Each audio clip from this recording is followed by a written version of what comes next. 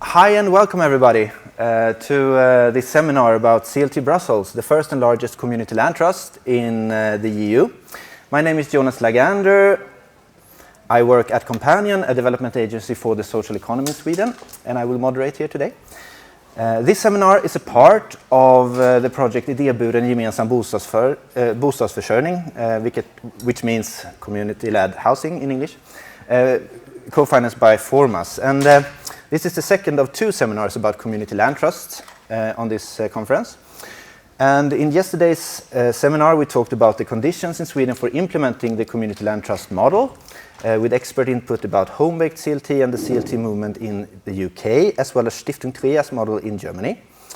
Today we have Geert De Pauw with us from Belgium. He's co-founder of CLT Brussells, currently responsible for innovation, advocacy and European projects within the organization.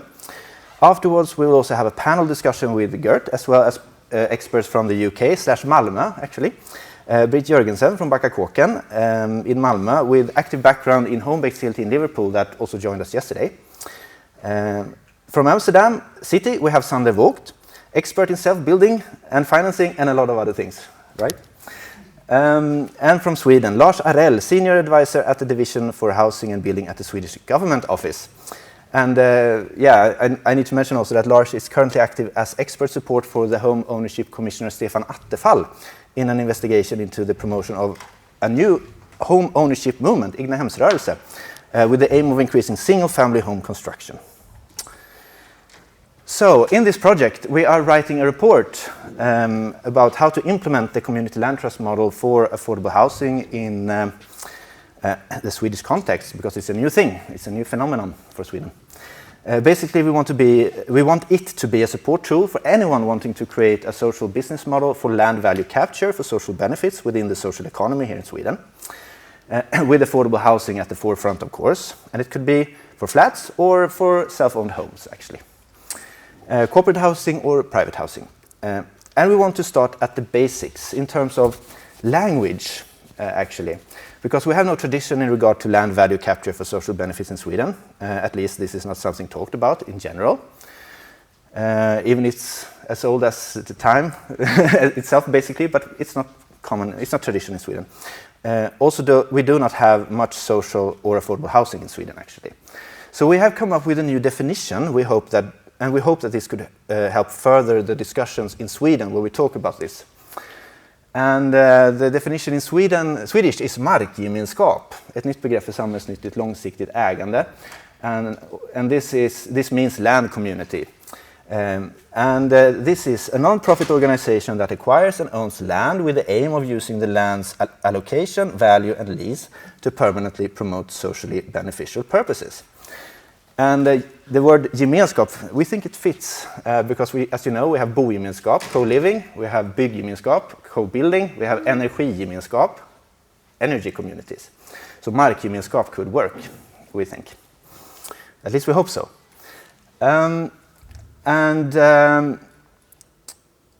We also would like to see if it could be a good idea to create a network of stakeholders for the community land trust model in Sweden. First and foremost in the context of affordable housing, but all kinds of models within the social economy for land value capture for social benefits is of interest. So, for example, this could be of value in the discussions about creating new garden cities. You heard about that, maybe, some of you, in some earlier seminars here. And actually, the first garden city, the Letchworth Garden City, was a land trust. It started as a land trust, and each year, still, it reinvests about £7 million into social benefits, like a museum, a park, a daycare center, etc.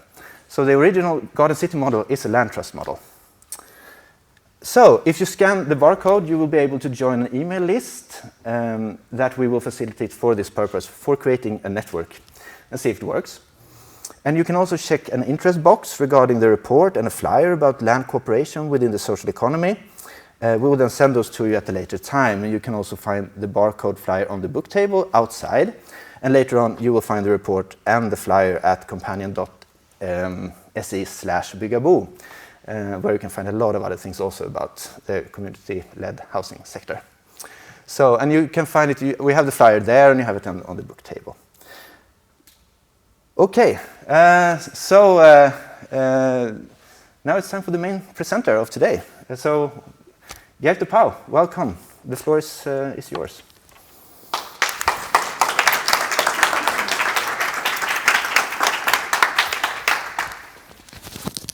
Hello everyone, and thank you for the organizers for inviting me. Do you hear me? Oh, that was so. Sorry. So I'm really happy to be here.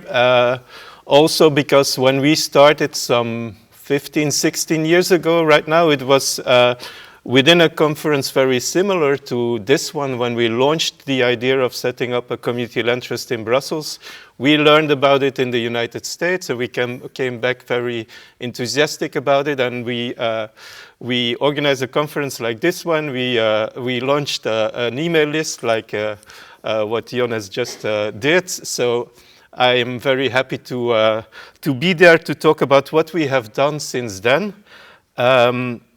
So I am Geert De Pauw. I work for Community Land Trust Brussels. I am one of the co-founders, and as Jonas said, for the moment I'm working on innovative projects within our organization and also some European collaborations with other community land trust or similar organizations.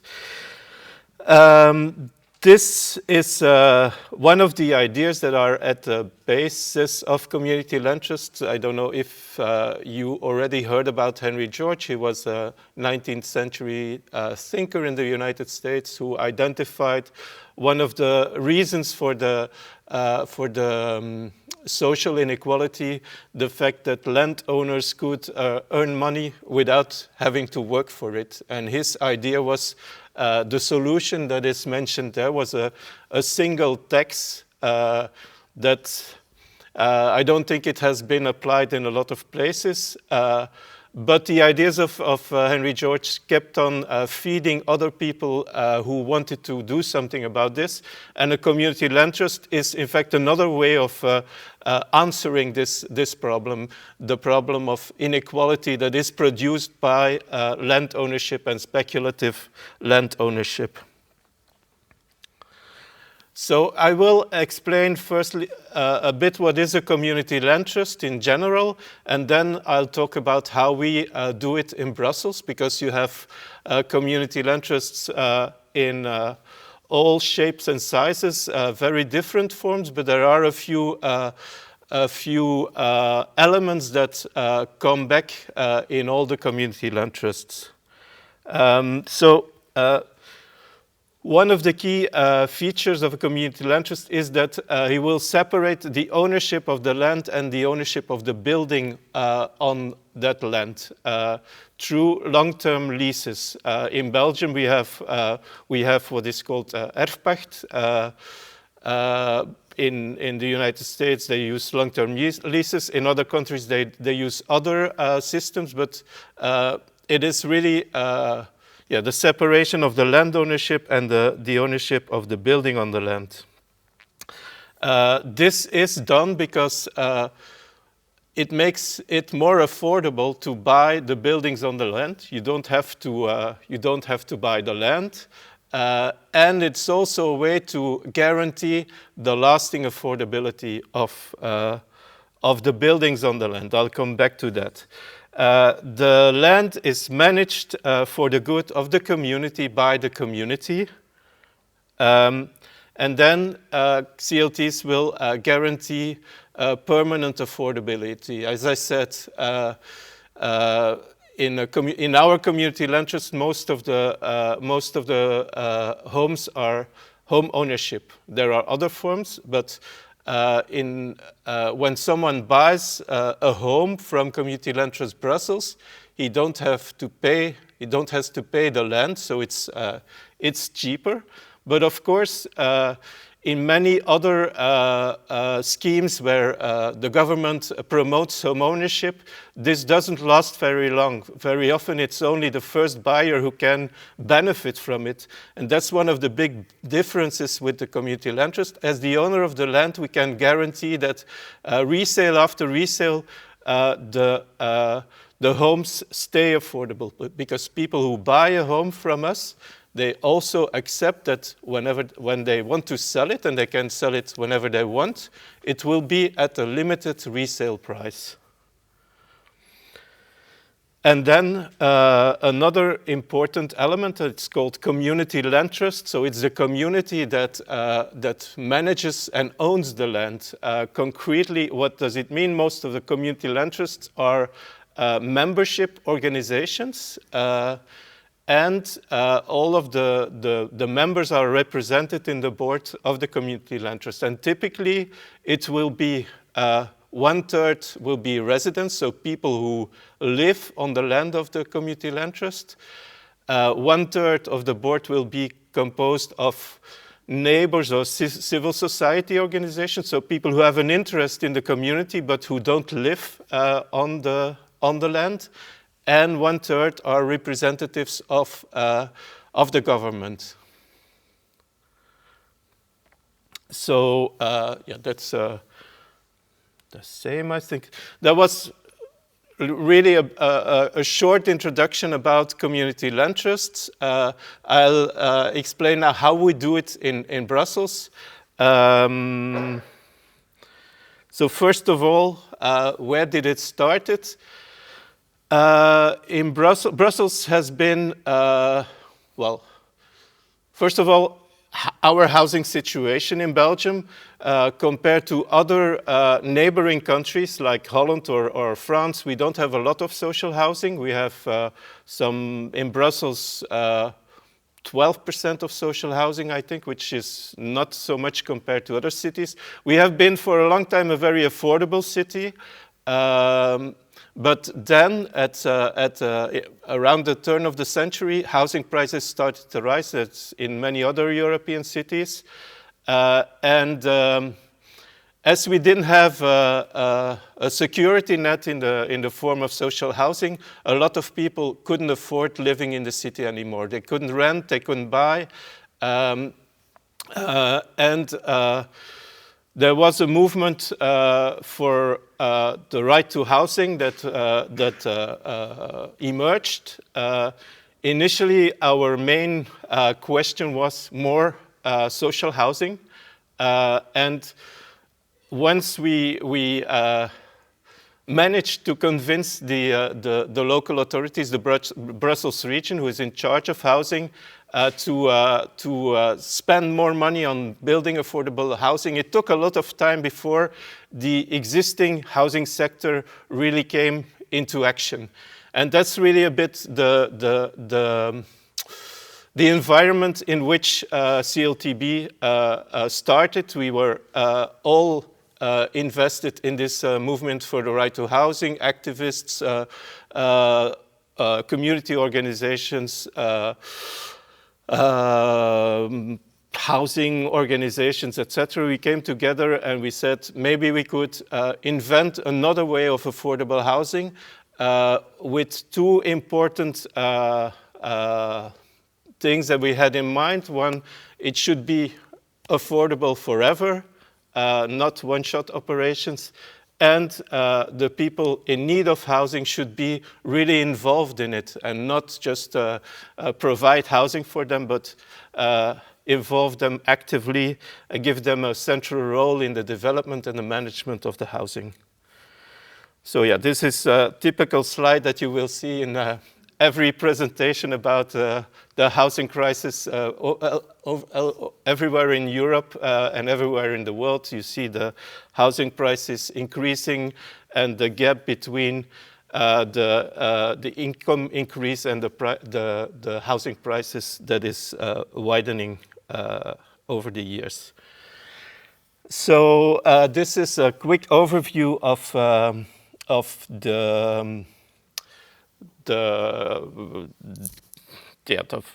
our history, let's say. So in 2008, we came together. We started to think about solutions.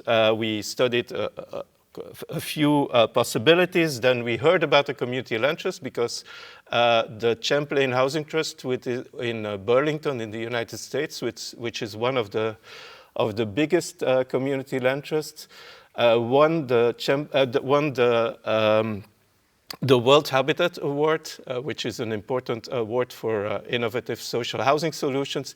We heard about it. We had the possibility to go on a study visit to Burlington.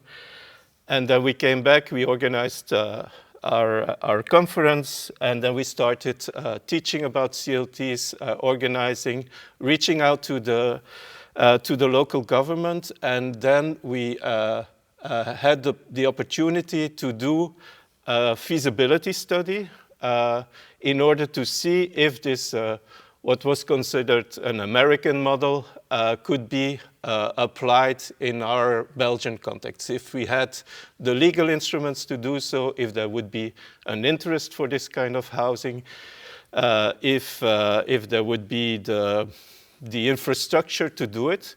And so after a bit more than a year of studying, we delivered a study in which we showed that it would be possible. And then the Brussels region, the government, gave us a grant to start the first 2 operations and also to set up a team to work on it. And since then, so we started really as let's say, more of an activist organization. Then we received funding to do some experiments, pilot operations, and then over the years we became really a partner in the government housing policy. Now we have there is a law that that defines what a community land trust is and how it can collaborate with the government. And there is also a management agreement between us and the Brussels government. So we really, in 15 years, there has been quite some evolution. So what is Community Land Trust Brussels doing? This is a scheme to show what are the different elements that are important for us. Of course, at the center, at the heart, is providing permanently affordable, sustainable, qualitative housing for low-income people. That is the center of all we do. But the other elements are equally important. It is about empowering the residents. It's about building resilient communities. It's about democratic governance, and it's also about questioning the existing ownership model. And all of these elements are important and feed each other in a way. So affordable housing, in our case, what does it mean? We target the lowest income people in Brussels. We use the same income or eligibility criteria as social rental housing. So it is really the lowest income. It is a very diverse group. Brussels is one of the most diverse cities in the world, and this is really reflected also in our among our residents and members. We have 78 different countries of birth. The big majority of the people living in our homes are born outside of Belgium. And so, affordability, our aim is that for everyone within this group, it should be possible to buy a home without paying more than 1/3 of the income to the mortgage. It's the aim. It's not always possible, but that was how our operations are organized. So that's I already said.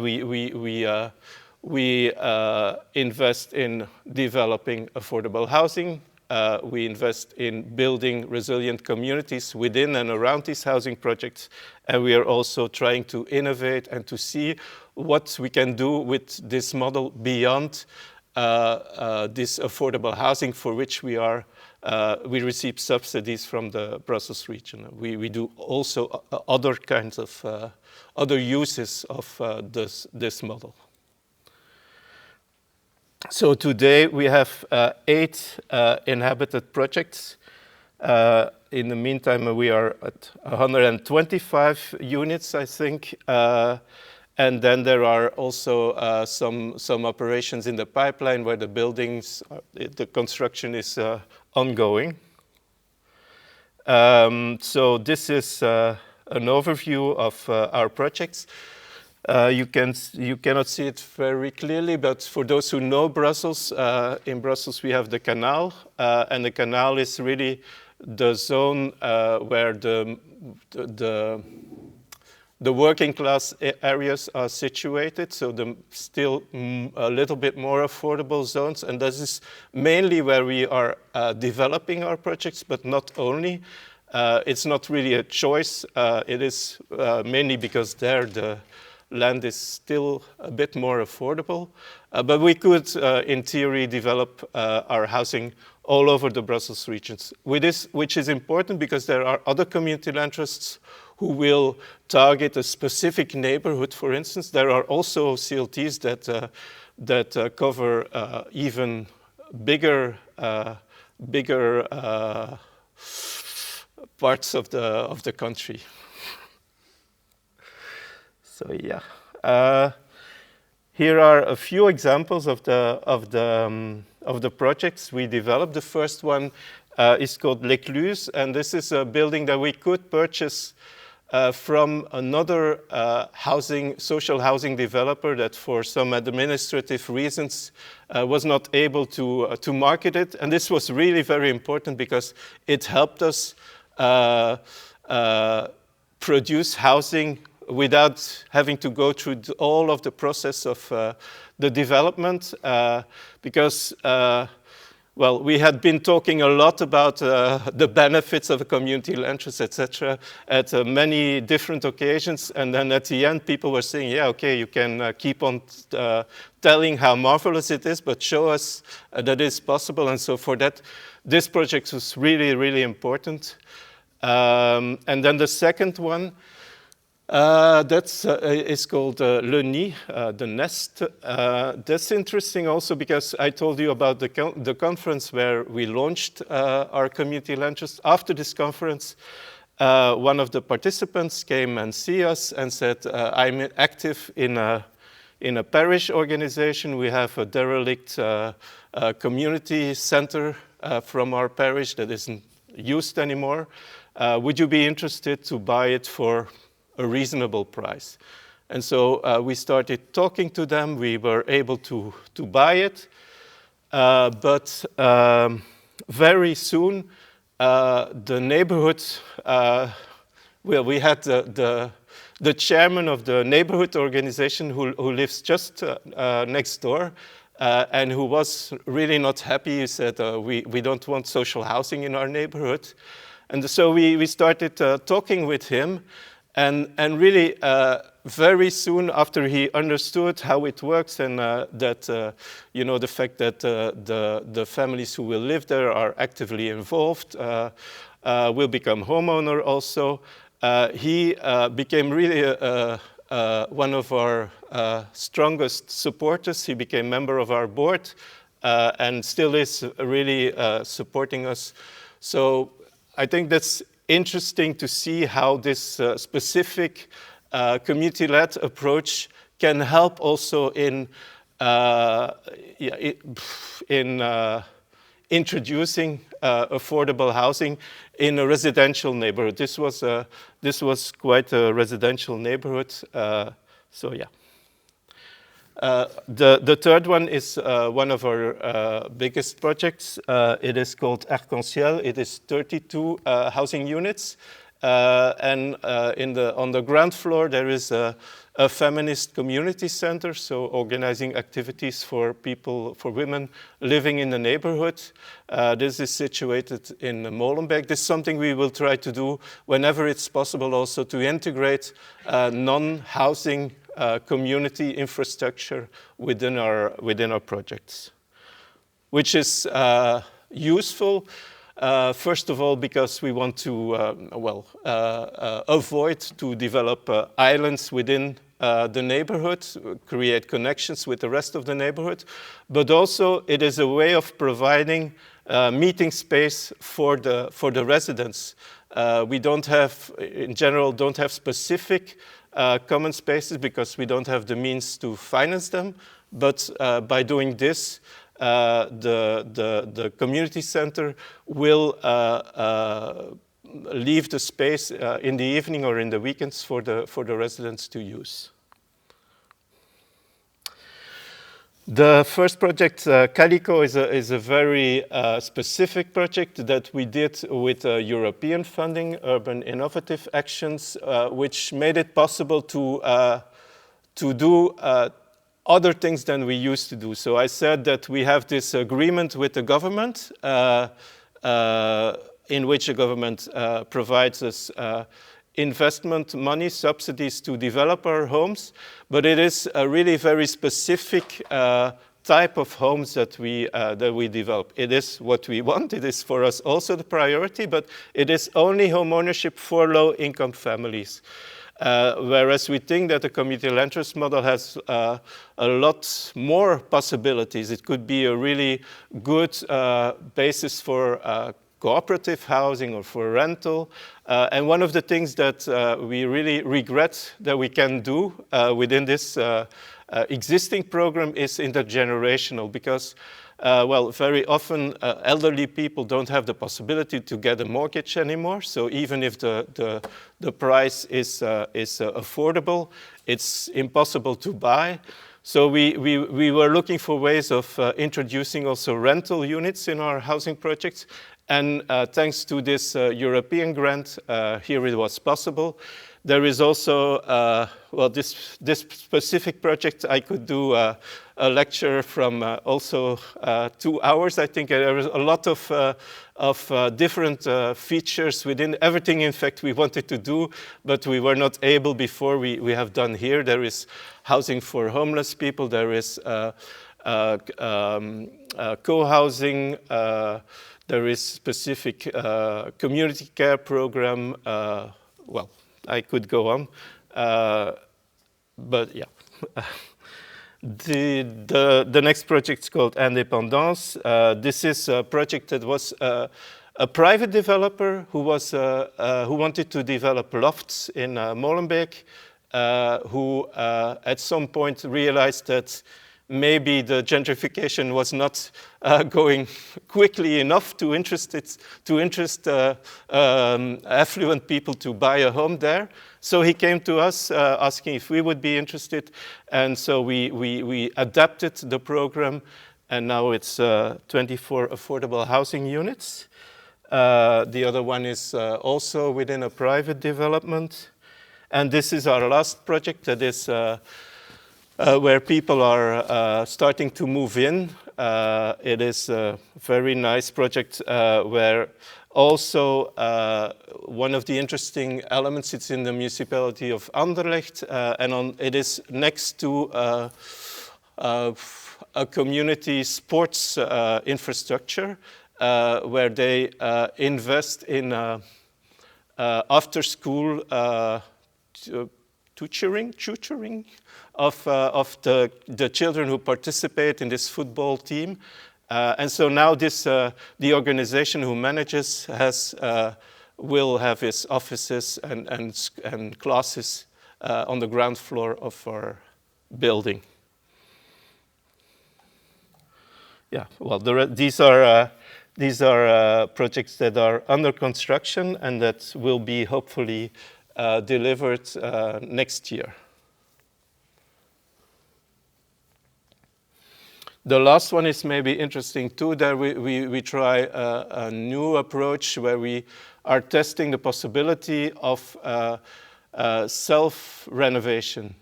So until now, the housing, it's mainly new build or very heavy renovation. In this project, this is a building that we could buy from the municipality of Anderlecht. That is in need of renovation, and we are setting up a program where the future homeowners are involved in part of the renovation.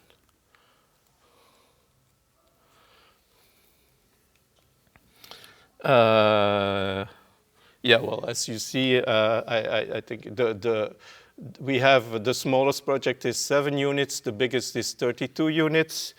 All typologies, we try to do as much as possible big apartments, 3-4 bedrooms where possible. All very energy efficient homes. In Brussels we have to apply the passive house standard for all new build, and yeah, accessible for people with reduced mobility. What else is there to say? Well, so whenever possible we will also provide shared gardens. There is, we have also the, we do have to provide parking space. This was part of the building standards, which was a bit of a problem because most of our homeowners don't own a car or were not able to buy a parking. So we are looking for ways to answer to that. Happily, for the moment, it is not the case anymore. The standards have evaluated. So we also try to involve the residents in the design of the projects. Initially, the first couple of projects we did, we brought together the future homeowners from the very beginning. The moment we purchased the land, we brought together the group of future homeowners, organized design workshops with them, then integrated their recommendations into the building, what's it called? Well, we had to organize a tender, and in the criteria of the tender, we integrated the recommendations, and then the members of the community were also involved in choosing the winning project. We don't do that anymore because this is really very time-consuming for everyone.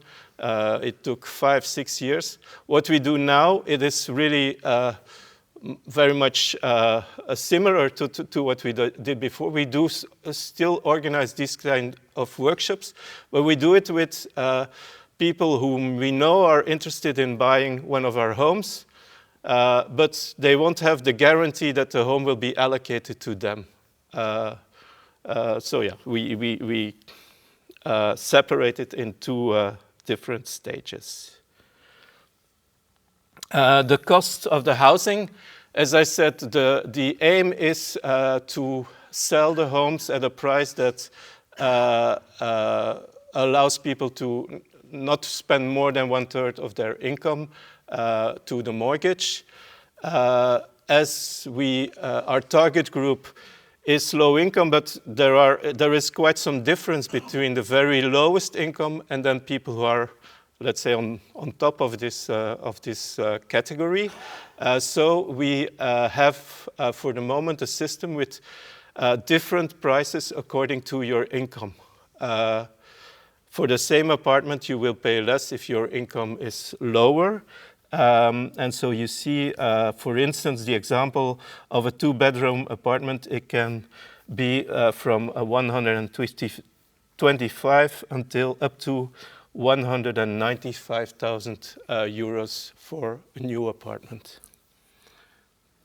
And then on top of that, but this is more symbolic, which is maybe something that we should reconsider, but the people also pay a lease of 10 euros a month for every apartment, 10 euros a month. How is it financed? Well, it is very much financed by the Brussels government. We receive subsidies that allow us to finance 40% to 50% of the operations. Initially, it was 40%. Now, with the increasing prices of construction cost, it is more like 50%, that is subsidized by the government. The rest is paid by the homeowners through mortgages. We work with an organization that is called Fonds du Logement, which is, let's say, semi-public financing organization that exists for a very long time in Belgium, that is set up to promote home ownership. And the Fonds du Logement was involved in our creation, in fact, from the very beginning, because they also saw that they didn't manage anymore to reach the lowest income, even if they had very interesting mortgage rates. And so they were interested in finding ways to provide more affordable homes. And so this is really something important, because very often we hear from other CLTs that they struggle to convince a bank to step into these programs. I believe that if you manage to, to explain how it works, that there is nothing a bank should be afraid of, but as it is something new, something they don't understand, it can be a bit difficult. So we were quite lucky that from the very beginning we had the Fonds du Logement as a partner, and we had long dialogue with them to find something that suited also their demands.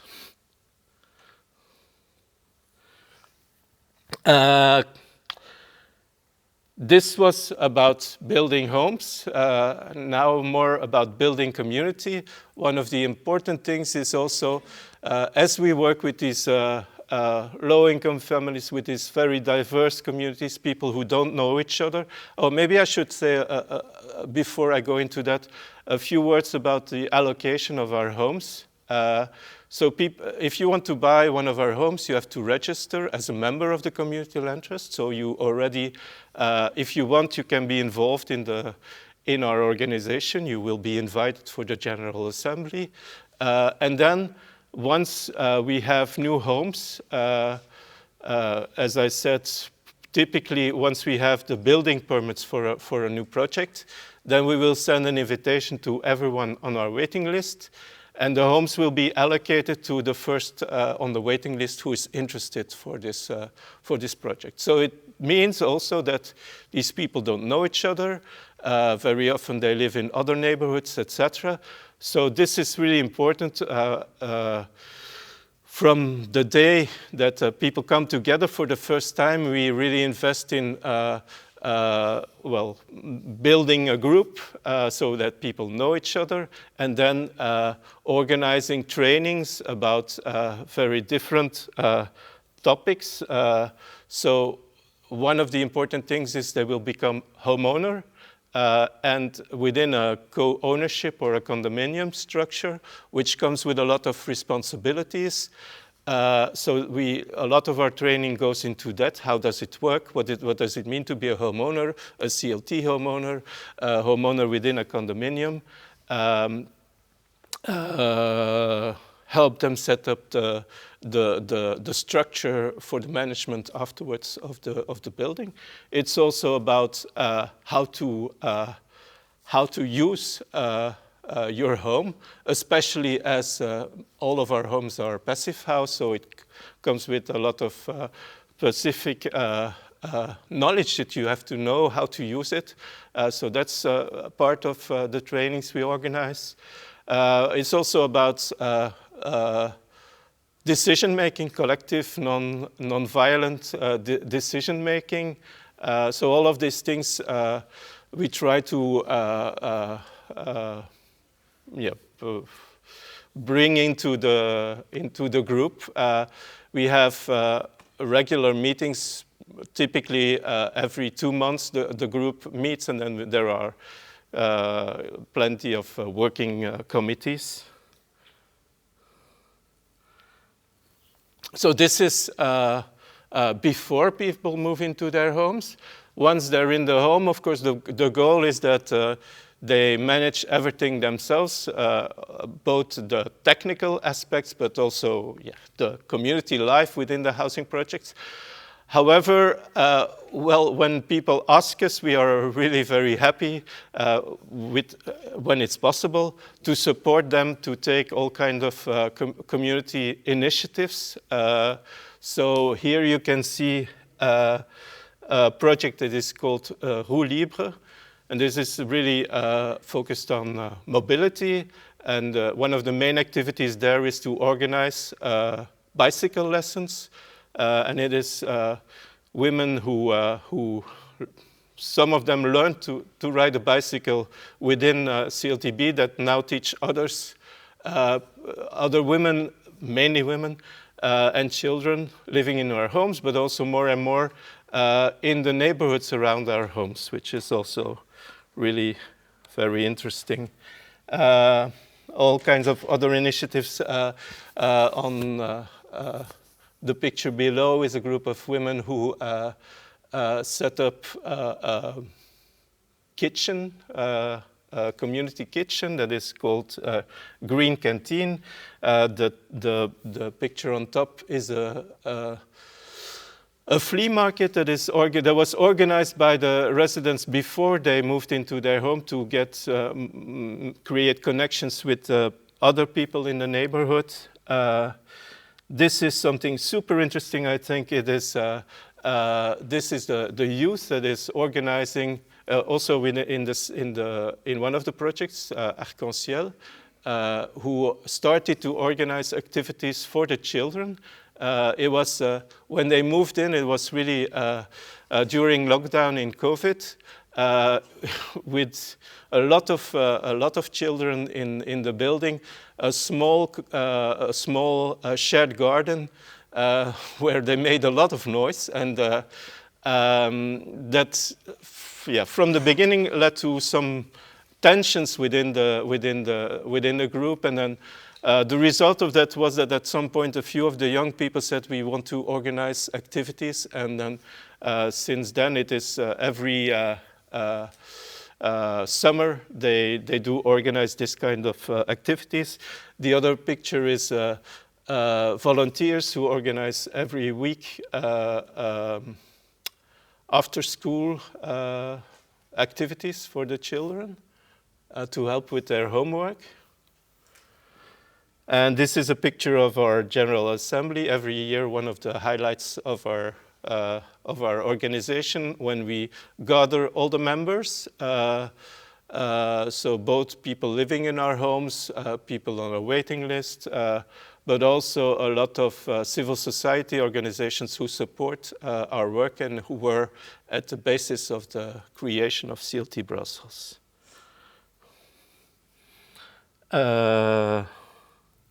Yeah, well, we did interview our residents. We did a survey to see how they felt, and the result was quite positive. So 82% of the residents feel more fulfilled since they come into their homes. We also asked questions about their pride about their home. Do they invite more of their family or friends in their home compared to where they lived before, etc. So it was really interesting to hear that. It is not only a way of providing affordable housing, but also the quality of life is improved, and of course the security of having a home forever is an important part of that. Then a few words about other projects we have been involved in.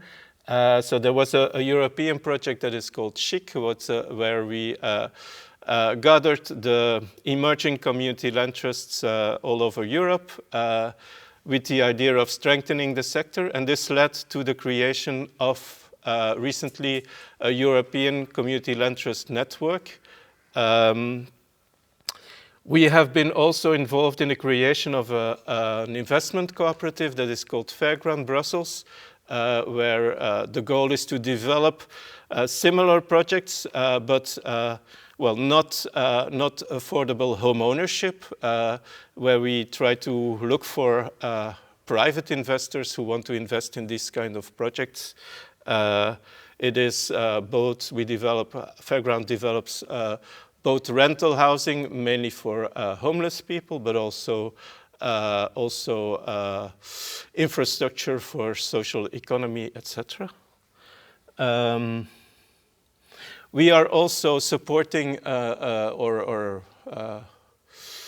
in charge of an action research to support housing cooperatives, because that's something in Brussels we that doesn't exist. There's one exception, but and there are a lot of groups who want to set up cooperatives. These are typically people with a little bit higher income who have the capacity to organize all of this themselves. But for them, it's really difficult to have access to land, to finance, etc. So now we are bringing these groups together to see what we can do, and also to think about what could be the role of community land trust within this on the longer term. We are also testing ways of using the CLT model to help homeowners, poor homeowners who have to renovate their home, especially energy renovation, who is coming up. And the idea would be to help them with some subsidies that exist, but important subsidies. And in exchange, they would give the land under their home to the community land trust. So it's a way of enhancing the effect of these energy investments, because these homes not only will be energy efficient and qualitative for the homeowners, but they will become permanently affordable homes. And this is also something we now are trying to, well, we are involved in a European project where other partners test the same idea in different contexts. We have partners from Lille, Rennes, Cork, and Ghent. And then, yeah, the project I mentioned, self-built, where we test how we can integrate self-built or self-renovation or partially self-renovation into our model. Just a few words before I finish about our international collaboration. So we are, there is an international network that is called International Center for Community Land Trust.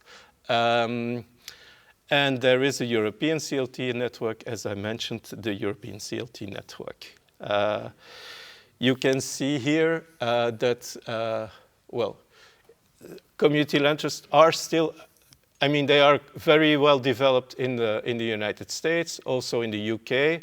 But in the rest of Europe, it is emerging. There's a lot of interest. There are a lot of groups or municipalities or academics who are talking and thinking about it. And that in many places, they are setting up CLTs. But it is still quite young and emerging.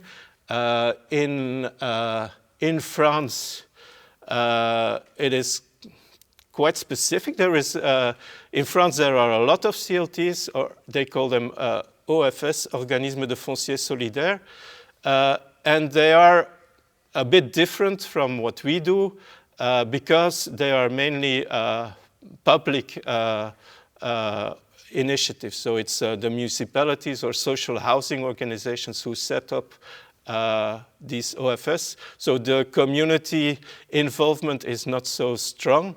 But for the rest, it is really very similar to what CLTs do. And so, yeah, and here is an image of CLTs around the world. As you see, a strong concentration in the United States, in the UK, but then in the rest of the world, some initiatives. Now there is also in South Africa a group that is planning to set up a community land trust. Yeah. And if you want to support us. Yeah, this is just to give you an idea of all the many partnerships that we are involved in. Of course, this is really very important to make this possible. It is not only our team, of course, it is working with a lot of municipalities, with public institutions, with trade unions, etc., etc. So that was it. Thank you. Yes, my name is Veronica. What is the response from the commercial real estate market? Do they see this as unfair competition? Because that is a question that's coming up in our part of the world, with the subsidies and so forth.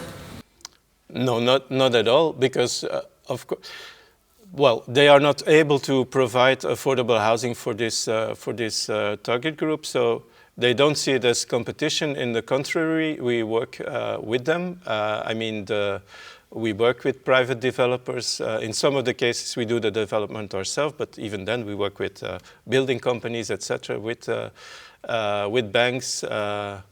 So no, we are even working on there is an organization called SOHONET, which is a network of all housing actors in Brussels. So also the private sector, developers, banks, building companies.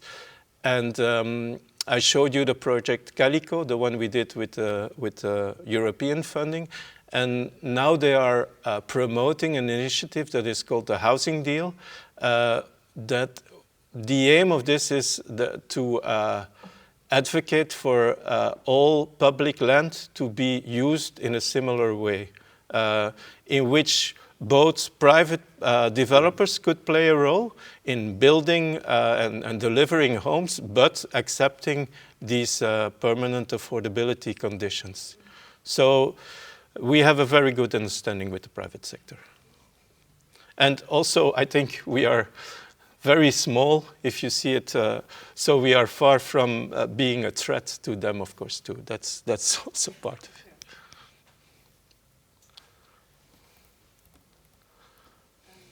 Thank you. I wonder if you could talk a little bit more about the community land trust as an organization, like how much staff do you have, how did you grow, how did you build your capacity within, what's your relation, like when do you develop yourself? Do you have an extra organization to develop and own and manage the buildings? Yeah, you don't have to manage the buildings, but to that own the buildings in the process of building and so on. And are you literally, you know, how does it happen? Do people sell back to you, or do they sell on? That would be really interesting to me. Okay. That's a lot. I tried not to forget to answer all the questions, but so. Formally, we have two legal bodies. We have an association, non-profit association, and a foundation for public profit. I don't know if it's called like that. So it's the foundation who owns the land. The foundation is, in Belgium, a legal structure where you cannot be a member. It is the board that designs itself. And for us, it was. This is really a very good. This is a legal structure that is designed to own property. But for us, it was also important to have membership participation. So we did both, and they have structural links between. The boards are quite similar of the two organizations. Another advantage of this was that, whenever there would be a problem with the operation, so the foundation, the only thing they do is own the land. That's all. It was important to have it secured in a separate body. So whenever there would be a problem with the operation, the land wouldn't get lost. So that's the first thing. Our team, we now have a staff of 15 people working in CLTB. We have a team of architects in charge of the development of the housing.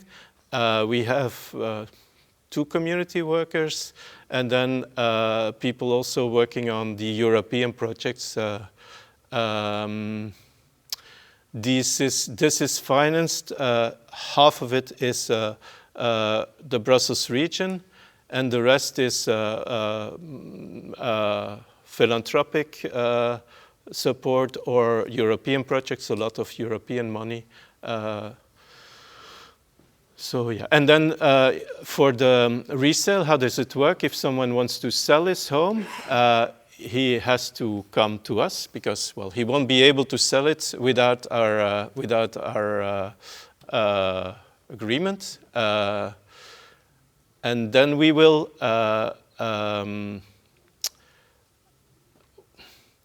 We won't sell it back because it would be too. There are you have to pay taxes, but we have a right of first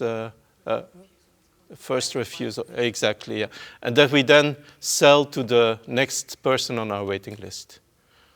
And the price is how do we define the resale price? It is the initial price, so what the person paid. That means.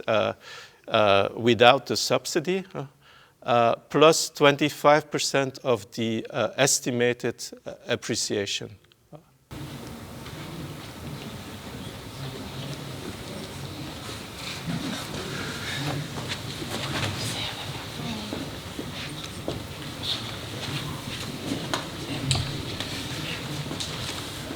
My name is Christopher Lyttin. I'm from a sustainable bank. It's like from Ecobank. It's like 3 of us. That you have in heard about it. Yeah.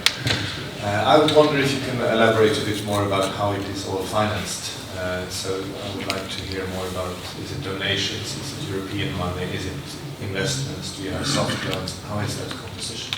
Yeah, well, as I said, the basic scheme is that half of it, or 40% of it, is financed through subsidies from the Brussels region. So we are part of the housing policy of the Brussels region, and every year there is an investment budget of, well, every year until 2 years ago, unfortunately, of 2 to 3 million euros that we can use to buy land and to make housing affordable. The rest is paid by the homeowners through mortgages. Of course, we have to pay. We also have to loan money to finance the building process before people move in, and there we work with organizations that are, I think, quite similar to yours. Maybe you know them. Modellen is one of our partners, but also with private banks to pay this the building. And then, as I said, we also set up Fairground Brussels, which is a cooperative that is meant to finance other types of community land trust-like operations that are not financeable through this by the Brussels government. And then for the mortgage, we work with the Fonds du Logement, which is a semi-public mortgage institution. They work, in fact, they receive, I don't know how it works exactly, but they take loans from private banks, and then are some kind of intermediary, which makes it possible also to have lower interest rates. And also they are, I won't say they to take more risks, because I don't think they take so many risks, but they will be